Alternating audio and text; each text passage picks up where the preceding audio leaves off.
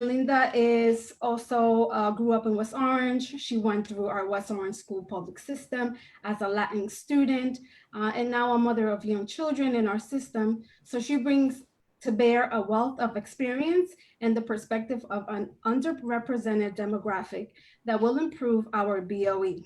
She is eager to use her experience to help us improve our school system so that it is more inclusive, representative, and sensitive to discrimination and prejudice, particularly by enabling the voices of minorities, parents, while promoting fiscally responsible decisions and creative policies for the betterment of our community at large. Right now, I want to turn it over to our candidates for our opening remarks or statements. I want to start with Melinda Huerta. Hello, how are you? Good evening, West Orange.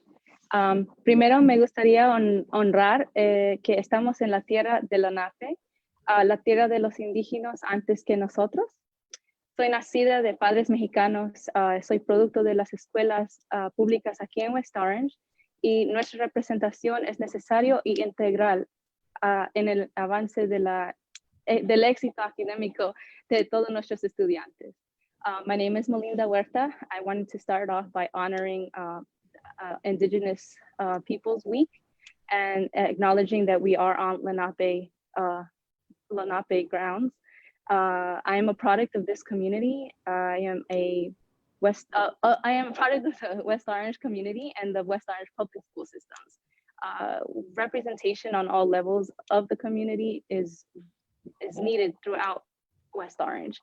And one of my goals in running and seeking for the Board of Ed position is to bring and to uplift and have those voices be heard. Awesome. Thank you, Ms. Huerta. I want to turn it over to Mr. Alper for his opening statements. Thank you. I want to thank West Orange Cares About Schools and WOCAS for putting this together and everyone at home for participating. My name is Ken Alper, and I'm running for a second 3-year term on the West Orange Board of Ed. I grew up down in West Belmar, went to Syracuse University, and found a job in Verona back in 1994, working as an associate producer for a public opinion polling company. Today, I'm the president of that company, Survey USA. My wife, Ronnie, and I moved to West Orange in 1997, brought our house in 2001, and we had our first son, Nathaniel, later that year. A few years later, we had our younger son, Finn. They both went to Gregory, Edison, Roosevelt in the high school. Finn's a freshman there this year, and Nate's now a freshman in NJIT, studying from home with online classes for now. Hopefully he'll be there soon. You know, I joined the PTA when Nathaniel was in about 3rd grade to help out, but I never set out to get involved in local politics. I was just the corresponding secretary for the Gregory PTA 6 years ago, and someone talked me into chairing a traffic safety committee. Next thing I knew, I was getting up at town council meetings to speak and advocate for a project to build a bus lane and a kiss and go at Gregory that had been talked about and stalled for probably decades at that point. I wasn't much of a public speaker then, I'm still not, but we got the projects done. I learned a lot doing it, and a year after it was completed, in November 2017, I was elected to the school board. I'm really proud of the work I've done, especially these past 2 years as president. I've been able to make real progress for our students and community on a number of critical fronts, especially by hiring Dr. Cascone and helping set the district on the path it's on today. Where we are today isn't an accident. It's come about by deliberate work my colleagues and Dr. Cascone and I have all done together. I think it's important to have experienced leadership on the board, especially as we navigate our way through this pandemic. I think I've proven myself able to get to the core issues, work really well with others to come up with realistic solutions, and then get them implemented. I'm running for a second term because there's still so much more to do, and because I think my experience and ability to move things along has helped create an extremely efficient board that's really getting the job done for West Orange. I want to keep the momentum going and hope you agree. Anytime. Thank you so much. Now we're going to proceed with the questions. Thank you both for giving us some insight and sharing some of the great things that you both do in and for our community. The first question, we're going to start with Ken Alper. How can we better serve the special needs community with distance learning? What kind of support can we provide with related services for special needs students during this time? You will each have 2 minutes to respond to the question. Great. You know, I want to say at the outset that our teachers and our support staff, occupational therapists, et cetera, I think they're all doing an amazing job. And I think they're all doing as well as anyone could be expected to be doing right now. But I think we'd all agree that distance learning is really just a stopgap measure. And the answer here is that we need to get back to school. We need to get our kids back to school as soon as we're safely able. Obviously, we do have to make it safe first, and we're well on the way to that. We're ready to start bringing in some of our special populations back almost immediately, but we can't pretend that Zoom is just as good or that we can do everything we need to do over Zoom. And at the same time, you can't have providers going door to door, right? That's not safe either in a pandemic, and that's not anything that our staff has signed up to do, to expose themselves like that. But we do, of course, have an obligation to meet the requirements of our students' IEPs. So what we really need and what's being worked on right now is a formal academic plan. Worried about the water. Replicate some of what we have in the in-classroom setting for Zoom. So for instance, It's okay. oppositional behavior in the classroom, in person, to be able to see that. Teachers may be sent to observe, intervention. We need to do better looking at issues like that over the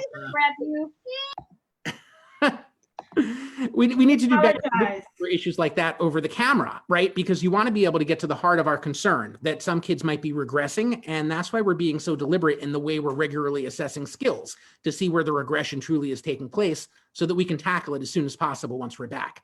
And as always, it's important to acknowledge that our parents play a critical role in all this, that while there's a limitation to what folks can do at home, we've got to be sure we're working with our parents and giving them the strategies and skills that they need the same way we would in a brick and mortar environment. And a lot of that's happening right now at the same time that we're getting ready to bring our students back and planning strategically when it may not be the students' day in the building, you know, plans for check-ins, for counseling, for the academic support that might be needed and so on. So we're working towards and we're aware of each of those very important things. Awesome. Thank you, Mr. Alper. Ms. Huerta? Thank you.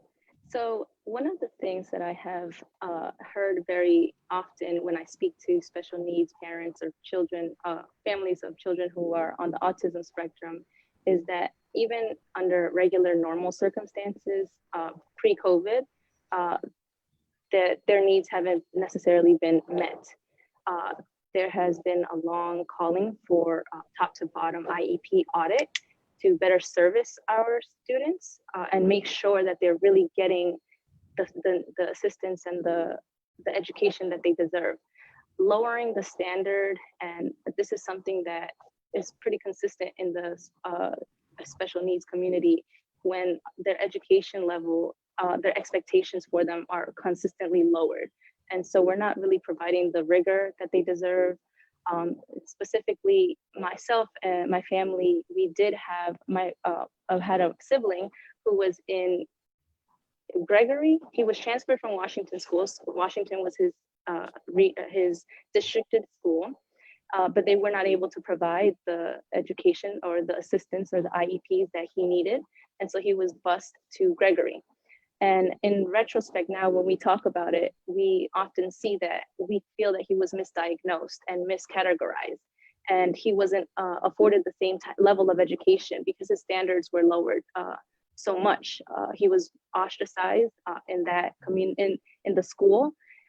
They were different schools. They were not integrated with the other students, and then also they were not challenged. And I think that that's a real disservice that we do to our students when we don't challenge them enough and we don't raise the bar for them and help them to really achieve the level of academic success that they are able and capable of succeeding or exceeding, right? Thank you so much. We're going to proceed to the next question. What kind of experiences led you to run for BOE? Mr. Alper, and following Ms. Huerta. Sure. Well, growing up, my parents were both really involved in our PTA and served on the executive board at various times. So I had that great example of being a volunteer to help your community. And like I said in my opening, I'd been involved in PTA here, was asked to lead this parent traffic safety committee, and ended up leading that fight to get the bus lane and Kiss and Go approved at Gregory.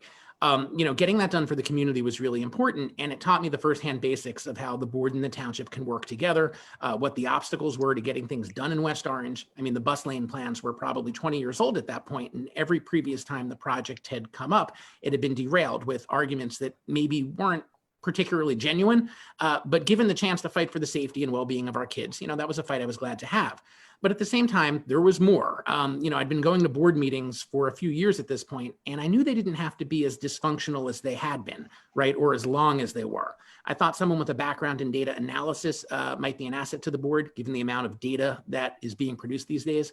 I thought someone with an interest in cutting to the chase, someone who didn't like the sound of his own voice so much, how could I, right? Would definitely be an asset. And I thought I'd be a quick learner and an effective board member. And I think my record shows I was right about all those things. I also had a sense of, if not me, who, right? I saw some of the folks on Facebook who like to attack our schools. Did I want someone like that to be able to do this work, to have that responsibility and power to damage our schools? Someone with an anti-public school agenda, someone with a political agenda. Public education is just too important to our town, to our whole society, really, for me to have felt good about myself if I didn't step up to serve when I could. Thank you. Ms. Huerta? Yes, thank you. I did have the opposite experience of Ken Alper, where my parents, not necessarily because they didn't care about my education or anything like that, but that they didn't have the comfort level to be on the PTA, to serve on the boards. They didn't have the knowledge of what it took. They had many inadequacies that they felt. And I feel that many of our families feel that the inadequacy, they don't have a roadmap, they don't have that leadership shadowing, right? That saying, here, these are the steps that it takes, and this is easy and you can do it as well. Or maybe not necessarily easy, but it's doable, right? An experience that led me to run was seeing the inequities on my local PTA in comparison to on the broader scale throughout the district. Once I started to get involved with the Council of PTAs, I saw how vastly different things were happening across the board. Basically, it was almost like day and night, unfortunately. And I don't believe that it's necessarily the administration's fault that the parents weren't as engaged. I just think that without knowing how to engage with these parents, with our families, it's hard to connect and bridge those gaps. And we get swept under the rugs, unfortunately, with that stigma of they don't care, they're not involved, and that kind of damaging reputation for our families. And so I think that being able to engage and connect and relate to these families and really advocating and helping them to advocate for themselves and showing them that it's really not a difficult thing to do, but just giving them that little encouragement, that courage to step up and take a bigger role is needed. And I feel that I can definitely connect with those families to do that and help empower the community. Correct. Thank you. Those responses are actually a good segue into our next question, which touches a little bit about diversity. And so the question is, there is a lack of diversity on the school board and the teacher demographics. What will you do to increase representation on the board and school staff in the classroom so that they are reflective of our community? Ms. Huerta? Oh, I'm sorry. I wasn't sure if I was first. Okay. So this is like an age-old argument, right? Something that has been acknowledged for a very long time in West Orange in particular. It's something that's very obvious. It doesn't matter which school you go into, that the teacher and the administration, the staff does not represent the student body. We've actually recently received some statistics at the previous Board of Ed meeting, which was very enlightening, but something that we already pretty much knew and saw, but just to see it on paper and you see the actual numbers and seeing that kind of really opens your eyes. One thing that, aside from the hiring, of course, those are all things that are being implemented now. And I feel that most of that came from the current social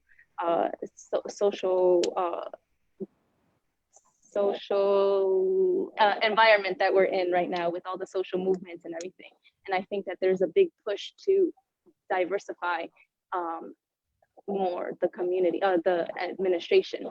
So one thing that I think immediately that can be implemented is leveraging our community. We already have many organizations here, and I think that bringing those organizations in and having school action teams is a recurring topic that has been asked of in the school. And actually one of our elementary schools, I'm not sure if it was Gregory or Hazel, has already started to implement something similar to a school action team. And that can help in, leveraging our community and our resources and helping to alleviate the burden on the Board of Ed and the administration, and putting that responsibility more on the community, because we have many stakeholders that are interested in improving our school systems and enriching the educational experiences for our kids. Thanks. Hi. Sure. So as Ms. Huerta said, if you didn't see it at the board meeting last Monday, I encourage you to check out the video. Dr. Vespignani, the Executive Director of Personnel and Special Projects, just presented on this. He's been tasked by the superintendent, who in turn is led by the guidance this board has created, especially through our recent equity bylaw, with analyzing the data to see where there are significant differences between student and teacher demographics, and to create an action plan to close those gaps. So we know our student population is about 20% more Black and about 30% more Hispanic than our teacher population. So Dr. V has created some measurable goals to start closing those gaps. Partnerships with at least 5 new organizations and colleges, district presence at least 3 additional career fairs, assessing the structure of our current program at the high school, Tomorrow's Teachers, which is designed to sort of, encourage kids at the high school to go into education, and ongoing monitoring of our hiring. He's also created a human capital management program focused on all phases of the hiring process, from recruitment to onboarding to retention. One of my big things as board president has been the need to update the business office side of the district, and hiring Dr. V, our first permanent HR director since 2017, is a really big part of that. And I'm excited that we're already seeing some results. One important thing to note here, though, is that our teachers are fantastic, right? We've made a big investment in them and they do great work. We don't want to lose them, and they're happy to be working in such a strong district. So since we mostly hire new teachers as the existing teachers retire, developing a teaching staff that's more representative of the current student body does take some time, right? Having a professional HR environment in place ensures that we have a larger and more diverse pool of applicants, and that they're getting a fair shake when they come in. Also worth noting, some of the key hires we've made in the past few years, 2/3 of our students, beginning next month when Kelly's new principal starts, will be in a building with a Black or Latino or Latina principal. So these are the people conducting interviews and making hiring recommendations to the superintendent. Everyone, of course, has implicit biases, but I think that goes a long way toward making sure that candidates are getting fair consideration in a way that makes sure we're always hiring the best person from a truly diverse pool of applicants. Time. Awesome. I'm going to probe a little further on that question. I think you both answered the question about teacher demographics. We'll be interested in hearing a little bit more. What are your thoughts on expanding the board and the diversity on the board? I'm sorry, I don't know if I answered the other question, or are we skipping? Did I answer? I don't believe I answered that question on the diversity. Right, which is correct. And so I just wanted to see what were your thoughts on the expansion of the board? I think you both touched on the demographics of the teacher to student ratio when it came to diversity, but not on the expansion of the board. So did you want myself to answer first? Yes, both. Okay. Yes, both. Okay, so I do believe that the board should be expanded. That needs to be headed by the BOE president. And so if that needs to come up to a vote on the board, and should it be decided that they vote to expand the board, it needs to be on the ballot for the following year. So it'll take at least 2 years for us to be able to expand the board. And I personally do believe that by expanding the board, we can have better representation of the community and also help alleviate the workload, right? Because just having the 5 members, it is a lot of work. Although personally, I would be happy to take those extra trainings. Board of Ed, the Board of Ed has trainings that Trenton offers members of the board. And those are some of the key things that I would most likely, or most be passionate about, is taking those courses and taking advantage of all of the free training and the knowledge that the state provides for us. and then being able to pass that information down in my goal to diversify and to empower the community, to let the families know and acknowledge that they need these pathways. They need to know the bureaucracy. They need to know they need a roadmap, basically. They need a roadmap and a chain of command. What is the chain of command? Where do I go? So that they don't hit invisible walls, right? And so these are the things that we need, because with the knowledge, you'll be able to succeed. So knowing how to go about things is something that is lacking in our community, because many parents, whether it's non-English speaking families, whether it's from other countries, whether it's first-time parents, don't know how to navigate these, the school system. And I think that's really important to help empower the community. Thank you. Having that knowledge. Thank you. Mr. Alper? Sure. I got to say, I'm not in favor. I really don't agree that it would reduce the amount of work that each board member has. I think this is the least important reason, but I just don't think that's true. The reality is it would add work and delay the board's processes by pushing things off to committees. That means more meetings, not fewer. And the fact is, most of what we do as board members, you can't miss it. You don't want to miss it, right? You wouldn't want to be the board member who says, oh, I didn't participate in the budget process. I'm not on that committee. Who cares about the budget, right? Or, you didn't think it was important to go to the equity training because enough other people on the board went. More importantly, though, statewide last year, there were just under 1,600 school board seats up for election, and roughly half of them, they ran completely unopposed. And there were another 7% of the seats where nobody ran at all. So somebody got appointed to fill that seat instead. That's going to make a board less representative, not more. Looking at it another way, only 42% of school board seats were contested last year. Since 2008, the last election where a school board actually did increase its size, there have been 18 districts that went the other way and shrunk. No one's expanding because the reality is, and any of you out there who volunteer, this, volunteerism is down everywhere, whether it's PTA, coaching, scouts, whatever you do, you're really hurting for people. You see that this year we've got 2 candidates for 1 seat, and that's pretty typical here in West Orange. There's usually 1 person more running than there are seats. And I think that's about what you want to see. You get a real debate then, you can see where people have differences, you know what you're getting. When you have more seats, people almost always start running unopposed, as we're seeing statewide, and with no real scrutiny. And that's how you end up with people on your school board who are vehemently anti-public school. That's the real danger in expanding that maybe isn't obvious when you first hear about it. But you look at Facebook and you start to think about what a board would look like with some of those folks on it, right? Divided into unmanageable factions. If you look at the towns around us with bigger boards, I wouldn't want to send my kids to any of their schools, even Montclair, where their high school is such a great interim principal, because their school boards are all messes that can't stop fighting with each other to get their jobs done. So for me, no thank you. I'd rather we stay effective and efficient and keep putting the children of West Orange first. Thank you both. We're going to move to the next question. Do you see discrepancies among our elementary schools in terms of opportunities and resources? What will you do to address these? Ms. Huerta? Yes, thank you. So discrepancies in elementary schools. Yes, and unfortunately, that is something that I have witnessed firsthand. Like I said, even simple things as the PTA, right? One child's experience shouldn't be dependent on how much a PTA can fundraise to enrich the students' educational experience. And I feel that, and I've seen it in the community, like I said, when I've joined the council of PTAs and the different types of field trips or the different types of assemblies that our children have been able to been exposed to, and the choices, right? Because there's no funding, and that's all related to the PTA. So one, like I said, the school action teams are something that has been recurring and has come up in Board of Ed meetings. And it is a goal to have that, because I feel that when you engage and you leverage the community and you bring in the skills and the talents of the community, you can further enrich the child's educational experience and not limit it to just one school. It could be across the district.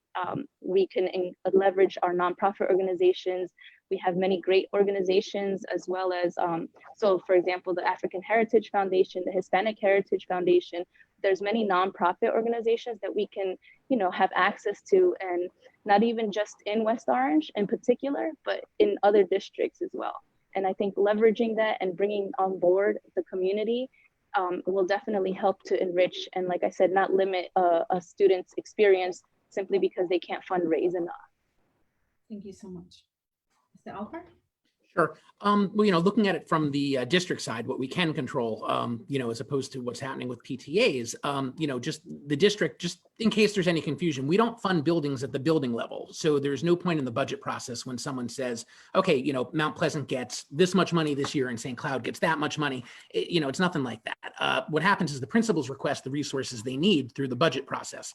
And these days, since we hired Ms. Mendez back in 2016 or so to be in charge of curriculum, there's a lot of standardization there across the district. But before that time, with a lot of central office turnover and less of a district level strategy than you might want to see, the elementary schools were really running their own shows and buying whatever they wanted. So it was very likely in the past that there were more year-to-year disparities when one building would spend money on something that another building didn't want.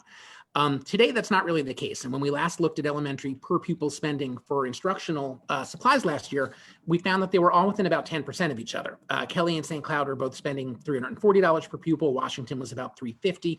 Everyone was pretty well clustered in the same area. And in fact, Washington and Hazel, as our two Title I schools, received more resources from the standpoint of staffing, programs for parents, academic support programs, and so on. In terms of opportunities, again, I think our Title I schools have some additional programs built in, but where I think we could maybe do a little better, and again, our equity bylaw really speaks to this, is in watching out for some of the implicit bias that might be seeping its way into things like recommendations for honors, for HAP, or that sort of thing. Even some decisions on things like grading, where that could be an issue. Thank you so much. Next question. Do you think that the district does a good job of identifying and supporting gifted and talented students? How could we do better? Mr. Alper? Well, I think we need to do better here, but maybe not in the way the question is structured. There's an equity piece to this on two different levels. First, are our criteria for the gifted program for HAP, are they free from implicit bias? Are we maybe missing some students because of their backgrounds? And why should only the gifted kids have access to this multifaceted instruction, right? The things the G&T kids do in HAP are things that would engage and excite non-gifted kids as well. So instead of moving the goalposts and having more and more kids be eligible for HAP, I think we might be better off bringing what HAP does into regular classrooms where it can benefit so many more of our students. Obviously there's one qualifier, which is that a small percentage of students are just, completely off the charts gifted. They might be 3 to 4 grade levels above the standard in literacy or math for their age. So it's really challenging or even impossible to service them within a general ed classroom of 24 kids. That's where some of my thinking is today on this, that we need to push more G&T programs into the regular educational classrooms and maybe rethink the separate program to better target that small percentage of kids who we really can't service adequately within the classroom. It's really about raising the level of rigor and expectation and the type of instruction being delivered in the general classroom for everyone. Right? If we meet the needs of those kids and create an environment that's engaging and stimulating for everyone, I think that's what we really want. And whether it's honors or gifted and talented, we can't let teacher recommendations be the sole thing keeping a student from getting into those programs. To push somebody into a program if their scores are on the cusp, yeah, that's absolutely great, but not to keep them out. If a placement's wrong, we can always revisit it at a later time. And it's worth mentioning too that, there's that theory of multiple intelligences from Howard Gardner years ago. And that points out you can be gifted in so many different ways, right? Not just math and reading, but also artistically or interpersonal relationships or any of, so many different areas. So our existing programs, not just here, but in schools everywhere, I'd really like to see more done to identify those differently gifted students and find ways that we can help engage them as well. Thank you. Ms. Huerta? Yes, thank you. I also agree that we need to do more to be able to identify and give the children and the parents the option, not just base it off of a teacher recommendation or grades from 2 years prior. So also being clear and transparent about what the requirements are. My own child I think that the Gifted and Talented program is a fairly new program. And when it was first implemented, I remember my child not being one of them, the older one who was not recommended for it, saw that the younger one was recommended for it, and because it hadn't existed yet. However, because it hadn't existed in the grade level, it was just very odd stipulations that I didn't understand. And when I asked the teacher, they couldn't tell me a clear answer. When I asked the principal, they couldn't tell me a clear answer. When I went to the superintendent or the board, they would tell me one thing, and then I would bring it back to the school and they would tell me something else or have no idea what I was talking about. So I think that there needs to be clear guidelines on the gifted and talented program. And we need to be able to measure, how do we know these kids are being challenged? Because from the stories that my daughter had told me from the program, those were experiments and experiences that should have been available to all the students. And in a town where we are a technology town, right? We're a town of Edison, right? That we should be leading in this type of field, right? The School of Technology, something where we have all of our students really engaged in science, or, you know, art and science. You know, there's many different, like Mr. Alper said, there's many different ways in which can be talented. And, you know, that is definitely something that's always overlooked, right? Being artistically talented. When budget cuts come down, arts programs are the first ones to be cut. Thank you. Thank you both. We're going to move on to the next question. You have school-age children in the West Orange school system. Do you think it is important that board members have students in the district? And if so, why? Mr. Alper? Sure. You know, I think there's some advantages, obviously, in having a day-to-day sense from your kids of what's happening and from your friends who also have kids. But I think we've seen it's not necessarily an obstacle either if you don't, right? I think what's critical is that board members have some sort of skin in the game. You know, they've got some sort of commitment to West Orange and its youth, but that doesn't always mean that they currently have kids in the system. You know, we've had some great board members in the past whose kids had long since graduated. You know, we have a fantastic board member right now, Ms. Trigg Scales, whose son graduated years ago, and not even from West Orange, from Montclair. And we've had board members in the past who did have kids in the schools at the time who were really not great board members because they were too focused on their own children and not on the district as a whole. You know, or board members whose kids had graduated, but whose opinions were formed when their kids were still in school, and they were sort of unable to understand that things had really changed over the years here in West Orange.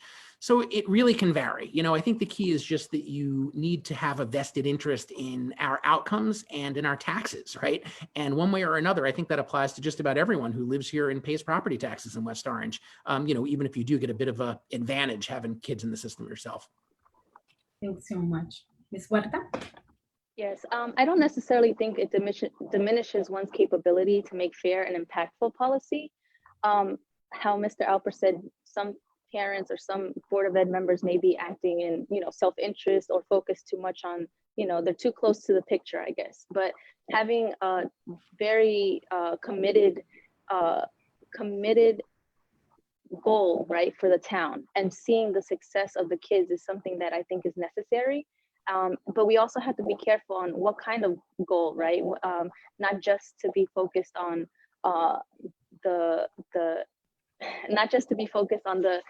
an individual goal, but to be invested in the community as a whole. And I feel that being from this town and seeing the opportunities that I was awarded, but then also seeing where things lacked, right? Where the kids fell through the cracks, where I think having that kind of experience and being, you know, from the educational, the public school systems here, I was able to really see firsthand where my friends got like lost or falling through the cracks. And I think that not that you need to have kids, but even maybe having experience, maybe having been in the school system, I think is a really very insightful position to have, and that I feel that I bring because I went to the public school systems here and because I was from a underrepresented demographic from West Orange.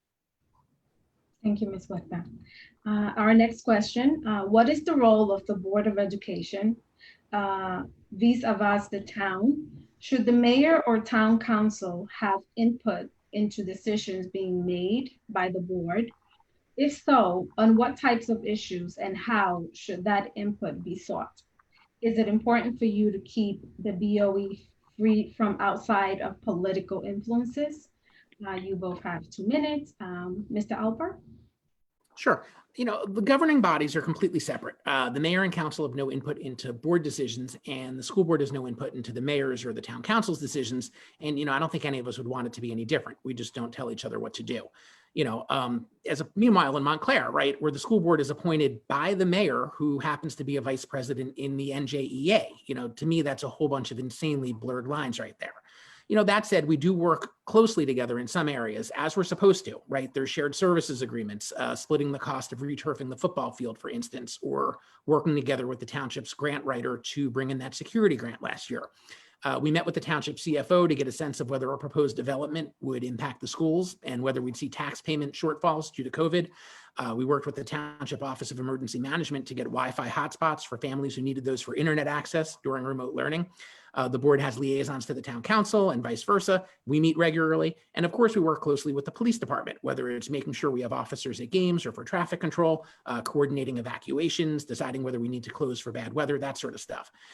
Now, of course, there's intersections, right? A strong school system is important to the entire community, and the mayor and town council members all have a vested general interest, right, in keeping our schools safe and strong as a selling point for the community. But that's very different from interference. You know, it's very important to me that the board be kept free from outside political interference and influence, whether that's an elected official saying, you know, God forbid, I need you to give this person a job, or whether it's a partisan political group getting involved in a school board election, or an activist group trying to spread their messages through the schools, you know, anything like that. And all of that can at least produce an appearance of outside influence, which incidentally can violate the School Ethics Act if it goes as far as surrendering your independent judgment to any outside interest group. So it's just a good reason to be careful in all those situations. You know, thankfully, that's never been the case in my experience in my time on the board. Thanks so much. Ms. Huerta? So yes, I agree. With the Board of Ed does have the Board of Ed liaison, which has been Mr. Alper. And I do think that the town should collaborate because we have a vested interest, right? We want to make sure that our schools are good, are doing well, right? But across the board.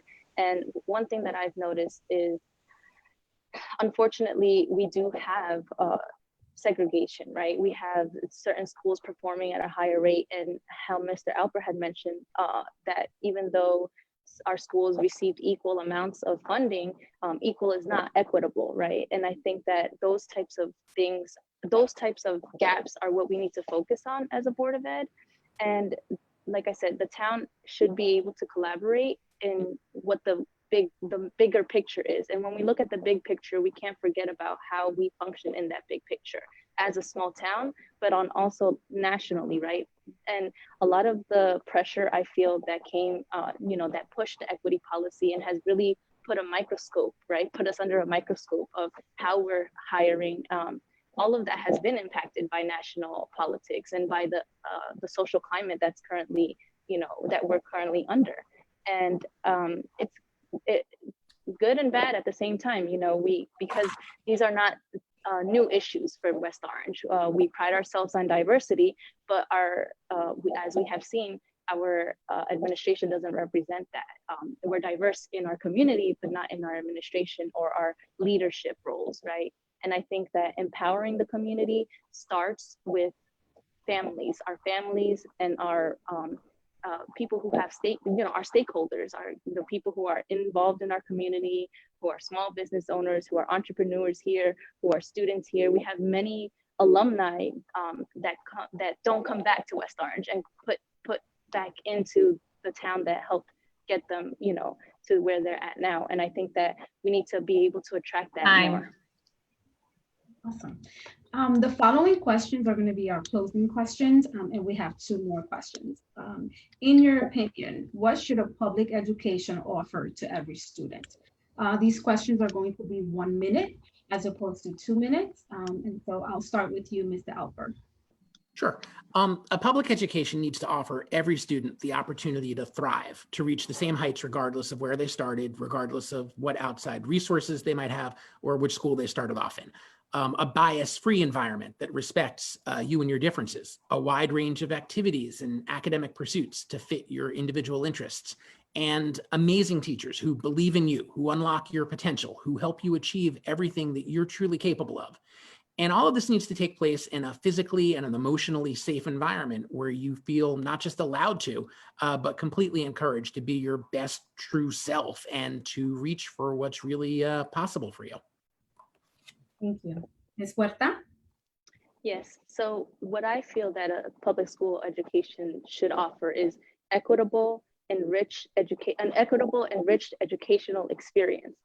As Mr. Alper said, regardless of which school you go to in general, not just what school you started off at, but your education, whether you were in an elementary school for 1 year or 2 years, should be the same as if you went to any other different school within the district. And that's where I feel that we lack a bit, and that we need to really be able to hone in on our community, because we need to provide all of that experience, regardless of if you can fundraise it, regardless of if you're getting the same amount of funding from the district. I think that that's really important, and we have to be able to lead in that and empower our community to say what's lacking and let them tell us what we're lacking in.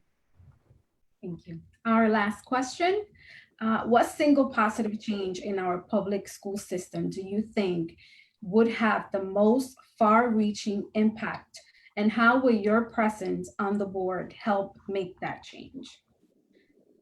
Mr. Alper? In the short term, the safe reopening of our schools, without a doubt, that's going to have the most impact on academic outcomes. And that's our primary role for the most people, to increase academic outcomes as best we can. In the longer term, once we've got that done, we need to continue the work we've been doing these past couple of years with Dr. Cascone. We're making great strides on multiple fronts, from hiring to equity to achievement. And we need to keep moving forward on these initiatives, while at the same time identifying ways to create a more financially stable version of the school district, one which identifies ways to reduce our spending in ways that still allows us to maintain our unique district identity and retain what makes West Orange such a special place. You know, I consider myself lucky to have been at the helm for the start of so much of this important work, and seeing it to fruition is really important to me. You know, I very much hope to be given the opportunity to keep doing it. Thank you so much. Ms. Huerta? Yes, so for myself, I believe that strong policy is and lasting policy is what's going to impact the schools in the long run. And I believe that that comes from a diverse board members, not just diverse in perspectives and experiences, and from different levels of ideas. And that is going to really open up the doors, right? I think when you see the different ideas and the different experiences, we might be at the same level, but we don't see the same things that our other members see. And so I think that broadening that and really addressing the unspoken dynamics of, you know, up the hill, down the hill, or these invisible walls, right? Because some people can't see them. These are invisible walls, right? So these are the things that, what is it that we're not seeing? And by having a diverse board, we need to be able to acknowledge it and address it, and take note and really learn from each other. Time.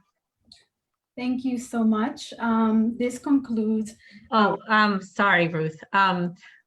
It does, but and we got this from members of the community, but since there are some members, since there are people who are in this Zoom and there are people who are live streaming, we thought if it was okay with you, as long as people were respectful in asking questions, to open it up for a few questions, not too many, just like a few, if that's okay with our two board member candidates.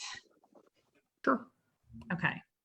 So what we would ask is, if you are in the Zoom, if you could please write your question in the chat, and I'll convey that to either Ruth or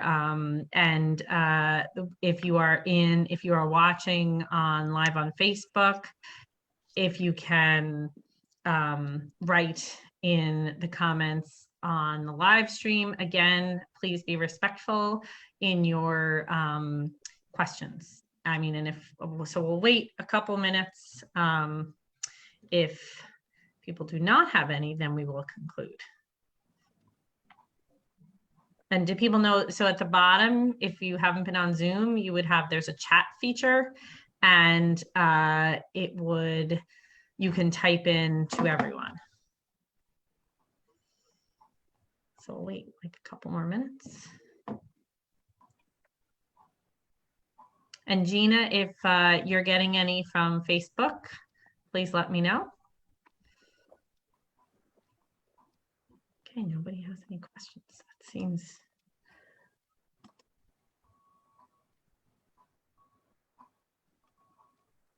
I don't see anything in the chat. Yeah, I don't see anything in the chat. Gina, do you see anything? Oh, wow. We see now. Okay, hold on. Okay, so. Okay, there are 2 questions in the chat. Can you see that, Ruth? No, I can't. Okay, so I will read out the question, and then you can decide if that's a 2-minute or a 1-minute, and then let me know. Oh, and I see it now. Okay. I see at least one. Okay. So the question is, what are your top 3 capital improvements you will make in the district? What are the 3 top capital improvements you will make in the district? Mr. Alper, or? Sure. I think our first priority is really air quality and HVAC. We talked a couple years ago about doing a referendum to put air conditioning in every building, every classroom. That was going to be around $54 million. We thought that was probably irresponsible to do at the time. And I'm glad, frankly, that we made that decision, because it would have been really bad to do as people started losing their jobs from COVID. But doing a smaller version of that and, adding air conditioning to rooms that are currently landlocked, that don't even have windows, to multi-purpose spaces, to things like that. That's definitely one of our top priorities. There's a retaining wall at Washington that's a little bit too expensive usually to fund out of a regular budget, that really needs to be replaced. It's maintenance more than a capital improvement, but I would definitely put that on the list. It's a real priority for us. And, the third thing is, it's a tougher one. I think we really need to start preparing for the eventuality of future construction, not something that's on the immediate horizon, but you see project after project getting proposed, getting discussed, and that eventually more households are going to come online in West Orange, and we're going to need to have a plan for that. And in the meantime, it would be really nice if we could find a space for some additional preschool students here in West Orange. So I'd put that on my list. Thank you. Ms. Huerta? So 3 goals, or 3 main things. I think transparent and digestible information. A lot of our families are working families. They don't have so much time to sit on the board meetings and really dig in and listen to all of the great information that's provided. And I think that with social media, and especially with the pandemic, what we have been awarded is the realization that we can really implement Zoom. We can really implement social media. We can make these little snippets of, basic information for those who just want to quickly, figure out what should I do, or what are the steps, or what information, just quick, digestible, transparent information. I think that's one of the most important things. The next thing I would say is definitely preschool and expansion, and to be able to close that achievement gap, right? And not only that, but also being able to teach our students and not take away their language, and being able to teach in different languages, because just because a student doesn't speak a language doesn't mean that they can't learn the material or the curriculum in their own language. And I think that implementing that and really expanding on that, I haven't seen it be talked about so often, because our children are capable of learning in their own language. Exactly what the curriculum is meant to teach, just in their own language. And I think that comes with the diversity of hiring. Thank you so much. Our next question. We have one. We said we would, we're gonna go between the chat and the Facebook. And so you can't see that. So I'll just read that, but you can give it the time. So one person said, what will each candidate do to increase environmental education in the schools?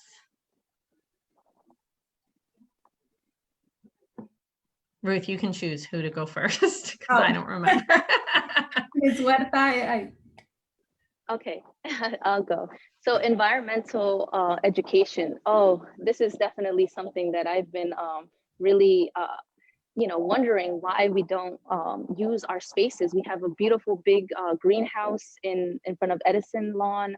We have a garden at Washington that I've seen, and I just see the opportunity, where we can teach our students to grow plants or be resourceful and use recycled materials. I've seen many different districts do different art pieces with bottle caps, and something Washington School did. They were collecting bottle caps, and I think that those types of projects are beautiful, and that they need to really, they're cheap, they're not hard to put together, but we really need to leverage our organizations in town. Our Green West Orange. I know that they've been very vested and very interested in working with the school and the children and teaching them how to grow their own produce and different things of that nature. And I think is beautiful. I personally don't have a green thumb, but I would love to. My family does. They have cattle. They grow produce. The closest and the best thing that I've done, I think, that's environmentally sound is cloth diapering. And it was a great journey, and I really enjoy it. And to teach people that, even cloth diapering, has just been a really educational journey that I've been on personally. awesome. Thanks. And so we have another question in the chat. Oh, do I get that one as well? Oh, Yeah. I'm sorry. I apologize. That's okay. No worries. I'm looking at the clock here as well. That's why I'm like. No worries. Yeah, I think it's interesting. We've got some good programs going. I'd really like to see a lot more. At the high school, there's a sustainable technologies class. My son had it last year. And I can't remember if it's through that same class or through another class that's in the same space. But you may have seen this on social media. They got New Jersey Transit to donate an old bus shelter to them. And they're retrofitting that with solar things on the roof to collect power, and then phone chargers and lights for kids who have to wait for late buses at night, which is kind of cool. A lot of sustainability efforts like that. I'd love to see more done with the gardens. I'd like to see us this year use our grant writing partner, Hanover Research, to see if we can find some grants to help us get some things started there once we're back to school. And there's the state has this program, Sustainable Jersey for Schools. There's also Sustainable Jersey over on the town council side. Susan McCartney's been working on this for quite a while. And what's nice about it is you earn points together. So there's stuff, if we do something, they get points for the town side of the program. And if the town does something that involves our kids, we get points as well. So it's you can get up to bronze certification and then silver. It's kind of the same way the Future Ready Schools program works. So I'm looking forward to doing more of that this year. We've been talking about that. I went to a workshop on that out in Alamucci last year, and it's, a fantastic program. I'd like to see us start doing a lot more of that. Thank you so much. Ruth, there's two that also have to do sort of with environment that are related. So I'm going to read those out, and then I think we'll give you 2 minutes because it's sort of two related questions. During COVID, more than 15 trees were removed from Redwood School, along with another 15 a bit earlier. What would you do to protect the environment on school properties? And would you replant what has been removed? And a question that also from the Facebook is, how would you improve the school grounds to include more trees and pollinator gardens? So they're sort of related. So I felt like that would be good to go together. Ruth, you can, I don't remember who was first. Ms. Huerta. Thank you. And this is where I think we need more transparency, right?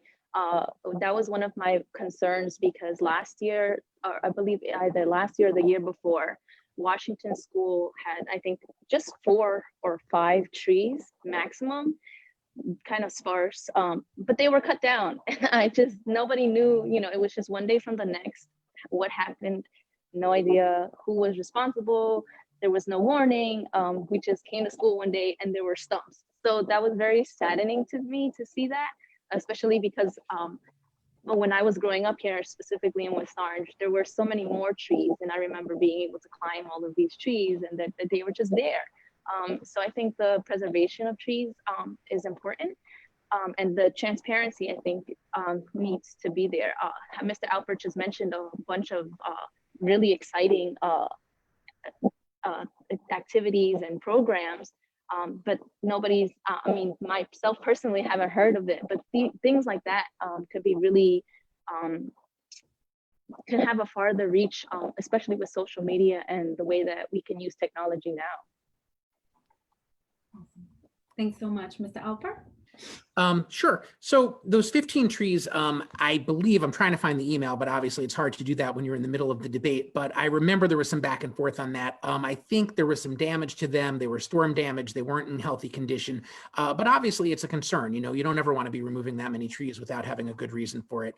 In the wake of that, we put some procedures in place to make sure that any sort of future tree removal was going to require some approvals and some sign off and the superintendent to be made aware of it. Because, you know, that's obviously not the sort of thing that we want to see happening. You know, in terms of on an ongoing basis, I think this really fits in, and absolutely there should be replantings there. Couldn't agree more with that.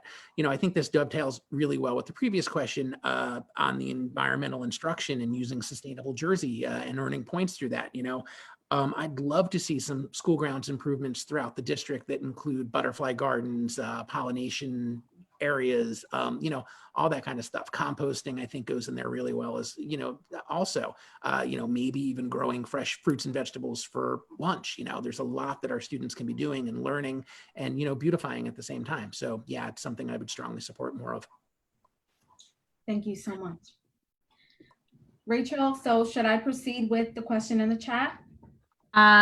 You can proceed with the question in the chat. I think we have time for like 3 more questions, and that should be, so if you've already, I think that means we can get to every person, almost every person who asked a question. So yeah, so 2 in the chat and 1 in the Facebook. Okay. So the question is, West Orange High School rating rankings from websites like Great Schools, NICE, US News, College, Simply, etc., continue to decline year over year, particularly in comparison to neighboring towns.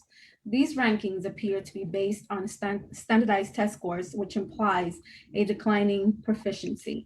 Even if you do not agree with these measures, many homeowners and parents of school-age students use the metrics as a gauge of school and educational health of a town, and in turn may choose to leave town or place their children in private education. Please comment on what specific plans you have as a candidate to improve educational outcomes for the students of this town to address the impression of the West Orange High School rankings. And Ms. Huerta? Yes, thank you. I don't believe it's just the West Orange school, I'm sorry, the Washington, I don't believe it's just the high school that's suffering from this type of rating that they see. I've also seen Washington be a victim of this, where our school ratings aren't as high as other district schools. And that was actually a concern of mine when I was moving back here to put my child back in the West Orange public school system. I am familiar with the West Orange public school system, and so I felt more comfortable in West Orange, and that's why one of the big reasons why I moved back into West Orange. However, knowing and seeing the ratings on Washington school versus other schools in the district, it did make me hesitant to try and, you know, come back to this particular neighborhood. And I think that unfortunately, that goes into hand in hand with the curriculum. And one thing that I have mentioned that I haven't really heard be spoken about too often is that dual language, right? So we see that our population changes, and our non-English speaking families, you know, our students suffer because their first language is not English. And so being able to educate those kids in their language and teaching them how to take those tests, I think that needs to be a better addressed. And I think that dual language learning, learning the curriculum in their own native language is going to help, and not have them just assimilate, because it's harder to assimilate and learn a whole different language and then learn how to test in a whole different language. I think that that's a big, that's impactful. Time. Thank you so much. Mr. Alper. Sure. First, I've got to say that the premise of this question, I have to disagree with. Scores are not declining years over year. Scores are going up year over year. And niche, which I'm most familiar with, I can tell you that on niche, West Orange is currently ranked number 70. This is district-wide. So you're in a state with something like 580 operating school districts, and niche ranked us number 70. I think it's also important to note that niche ranks a lot of different things. They use scores and a lot of underlying things as well. Niche gives us a letter grade of A, not A minus, but A. Niche also ranks the 20 most diverse districts in the state of New Jersey. West Orange is number 2. And if you go and look at the rankings for each of the 20 schools that are in that most diverse category, where we're number 2, West Orange is one of only 2 or 3 schools, I can't remember off the top of my head, that have an A rating. And at number 70, there's only one school that's ranked higher than us, and I think they're about number 66. So we're really doing pretty well on that front. You know, obviously you can always do better. And, you know, I would agree with people who say that test scores don't measure everything, that there's a lot more to what we do in town than test scores. And test scores, of course, include everybody, from the kids who do the best, from the kids who might do the best but opt out and don't take the test, to the kids who, you know that the test doesn't count and frankly do what I would have done in high school. Who cares? You know, it doesn't matter. You're not getting graded on this. It's a waste of your time. So you're not always getting everybody's best effort on these. They're not always measuring the truth, and it's an average, but it is important to people who are shopping for homes. And I think what we need to do really is continue what we've been doing in terms of curricular updates. You know, we knew that our math program had some weaknesses. We went shopping and found a math program that addresses those specific weaknesses. We're finally providing the extra materials that our ELA program needed. Social studies is currently out for revision. You know, it's all part of the process, and we are trending in the right direction, despite what the question initially said. And I'm confident that we're going to see further improvements. You know, and look at the real estate value. Look at how quick homes are turning over. I think people are liking what we're doing here. Thank you both. Ruth, do you see the one about the development? No, I don't see any other questions. Okay, I will read that one and then the last one, and then yeah. Okay, but you have who went first. Hopefully. Okay, there are huge development projects in the works in West Orange that may bring in hundreds of new students. Is there a cap in number that the schools can handle? Do you think that the Board of Ed members should be attending planning board meetings and weigh in on development projects that will impact the schools? Mr. Alper? Sure. I don't agree with attending other governing body meetings. You know, we don't go to town council meetings. Town council doesn't go to board meetings. Same thing with planning board and stuff. What we do is we have an open line of communication with the mayor's office when necessary, and through the, you know, we have the existing structure of the board liaisons to the council and vice versa. You know, in terms of these, it's concerning. It's definitely concerning. One thing that we've learned over the years, though, is that, you know, there's no valid, our schools, sadly, there's no legal valid, our schools can't handle this influx argument to be made at the planning or zoning stages. That's not a legal reason to deny a project that otherwise would fit within variances. I really wish it were. You know, the town I grew up in established a building moratorium when I was a kid because it was overdeveloping so quickly, and the court struck that down. So, you know, the developments are unfortunately going to come, you know, and our best bets are to plan for them, to hope that they are focused on seniors, to hope that they are, you know, generally, you know, Rutgers has a whole series of multipliers you can get that show exactly how many school-age kids you can expect from an apartment complex with units of this size and townhomes and everything else. You know, so you hope for the studio apartments that we've had recently. I know some of these new ones that are being talked about are much more concerning. You know, there's no cap, you know, really a lot depends on where it's located, you know, what grade the schools are in, what grade the kids would be in.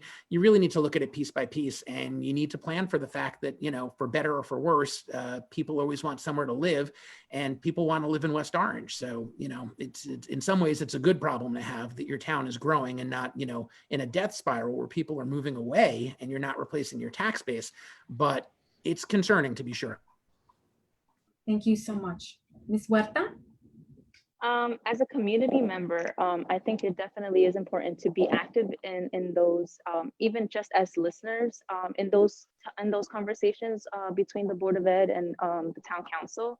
As Mr. Alper had mentioned, we do communicate, and because we're in the same town, so you can't be blind to half of what's going on in the town. I think it's important to be knowledgeable and to plan, and not just to hope, but to be proactive in the processes and what might happen, and then to address them, and not just to be hopeful, but be really proactive in the process, and giving families a safe space to validate their concerns, because those are definitely valid concerns, and not to just gaslight a person's opinions or feelings about a certain development or anything like that. Thanks so much. Okay, we have time, I think, for one more question before we wrap up. And so we are sorry to those people who did write in questions that, but we're gonna, I think, end on what I think is a nice question. What's the most transformative thing you think you could achieve for our school district in your upcoming term if elected? Ms. Huerta? So definitely being a team player, and really engaging in the community and being open to all of the knowledge that is out there. We have so many knowledgeable community members that don't necessarily work in the district, but are willing to work in the district, and just being really open to the ideas and the diversity, and making safe spaces for our families to come with those ideas. And I feel that I already have that with a large portion of our minority community, but I think that that's definitely something people can become comfortable with, seeing myself and the board in general in those kinds of spaces, and really being proactive. Those were some of the goals, the Board of Ed goals last year, which were hindered by the pandemic. However, the pandemic did open up a lot of the social media opportunities. And so that's where I feel that unfortunately the Board of Ed fell behind on, where they could have used the pandemic and that whole, all the eyes on us, right? There were many Board of Ed meetings, there was much going on. And I think that just really engaging and being open and hearing the concerns and validating the community is, what we need. Thanks so much. Mr. Alper? Sure. Oh, and I should point out from before that in terms of housing developments, that's one of the reasons why I did say in capital improvements that we should be starting to put our eyes on some planning for what we do when we do in the future need to build more schools, right? In terms of transformative stuff, and to me, transformative means, really big change, which is, difficult to do by yourself and difficult to do in the course of a single term on the school board. But a couple of things I'd like to see that I think would make a big difference. I'd like to see some new focuses on our CTE programs, career and technical education. This year we went and got a grant to let us do some culinary education, which I think is going to be an amazing program with new facilities for our kids. I'd like to see a lot more of that career focused stuff at the high school. I'd like to see us start bringing some of the middle schoolers in when possible. I think we can find some creative ways to structure days to let that happen. Of course, that's all predicated on us getting back to in-person school as soon as we're safely able, because, so much of this stuff really requires that. Similarly, I'd love to still see us do a lot more with our senior citizens and some intergenerational programs. We've done some of that before. We've explored it. There needs to be more of that. I think a lot of seniors are, frankly, lonely at home and need younger people. And I think it's the same thing for a lot of our kids. We don't have the family structure we used to have where, grandma and grandpa lived next door or in the next town. And I think, there's a lot to be done there that would make a big difference. And I'd like to see more connections between our elementary schools and our high schools. I think it's, I think I've seen a lot of this in just the past couple of years, and, hashtag We Are West Orange, right? A lot more togetherness than we used to have, that we're not so much in our separate silos. But I think when you're able to get programs that bring high school kids into the elementary schools, like when they would go back for the clap outs a couple of years ago, right? We weren't able to do that this June, and I really wish we were. And vice versa, when you find ways to bring elementary kids to the high school like they would for when they would see the musical instrument possibilities. I think that's really big on creating more of a sense of one community, which I think, again, we've been doing a lot for, but more is always better. Thank you so much. And Ruth, before you wrap up, we want to give them a chance to plug their websites so that people who have more questions can go to there and hopefully be answered. So you can choose who you want to go first, Ruth. Mr. Alper. Sure. My website is ken4boe.com. That's KEN for FORBOE.com. And once you get there, you can click on why, and underneath why you'll see accomplishments and extracurriculars and why I'm running and bio and, you know, all the other things, or you can click on the pictures as they scroll by and do the same thing. Don't think it's just one page. That might be the impression you get when you first get there if you don't click further. And I'm on social media, and I don't know, it's going to be inverted. I tried. Melinda, MELINDA for BOE. You can hashtag it. You can find the hashtag for that. I'm on Instagram and on Facebook. I don't have a website, but all the information is there, and I'm very accessible in terms of you message me through Facebook, I'll get it. My phone number is on the website as well, or on the Facebook page and the Instagram as well. So feel free to text me. That's, I think, the best way. Text or Facebook messaging. Thanks so much. I wanted to take this time to say thank you to both of our candidates for their time, first and foremost, their service to our community. And, you know, we look forward to working collaboratively with each of you. I want to thank our, you know, West Orange community. Thanks for tuning in. Thank you so much for listening, for your questions, and have a great night, everybody. We are West Orange Strong, right? Absolutely. Thank you. Thank you. Thank you. Oh, Thank you. do we get closing remarks? I'm sorry, or was that? Closing, like a last closing remark. I thought that was a part of that. I thought we got a 2-minute or 1 minute opening and closing. Sure. That works. Sorry. No, it's okay. I was just making sure I wasn't missing something. I didn't know if that was it. Yeah. Go ahead, Ruth. No, I mean, yeah, 1 minute to keep it on time. And Ms. Huerta? Okay, sure. Thank you. I did want to close by saying, you know, I am the homegrown candidate. West Orange has awarded me many opportunities, and I'm very grateful to have grown up here and went through the whole public school system here and graduated from West Orange High School. So Mountaineers, you know, a lot of West Orange pride in this town. And I really look forward to giving back to the community that helped give me so much, and to help to make it better and equitable for all of our students. En cerrar, quería decir que su voto cuenta. Usted como padre y como estudiante, usted tiene el poder. Usted se tiene que involucrar y no tenga temor, no tenga miedo a preguntar o a ser el primero o la primera. Our students are, you know, what makes us great, and our diversity is what really makes West Orange a strong community, and just bringing us together and empowering each other and helping each other through all of this difficult times is really going to, you know, keep us strong, keep us West Orange strong. Thanks so much. Mr. Alper? Thank you. Sure. You know, having run once before, I'm able to compare the experience a bit. And what I find is when I knock on doors and meet people, especially parents, you know, people are really happy, much more so than 3 years ago. Their kids want to go back to school as soon as it's safe. Their parents want to be able to focus on work again. I know we all do, but they're doing well. You know, they're happy about the stability they're seeing in the district, about the great things they see happening in our schools and on our board. You know, we're holding meetings and online with so many more people attending than we'd see in person, meetings where the vast majority of comments, even through the stress of remote learning, are really positive. People who used to be the biggest, most sincere critics of the district are coming to tell us how pleased they are. You know, we're getting it right, and I'm proud to be part of that and to be able to say that. You know, educating our kids is a huge partnership between the board, the super, and the administration, the teachers, and our families. And when we're all on the same page, like we are today, really great things are possible.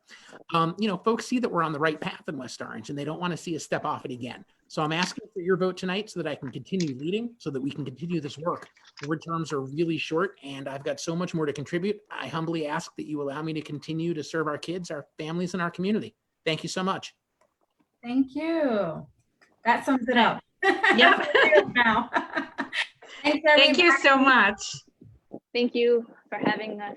Thank you, WOCAS. Thank you, WOCPAC. And thank Of you, course. West Orange. Thank you. Night. Good night. Night, everyone. Thank you.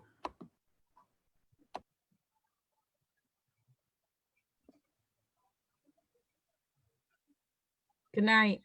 Good night.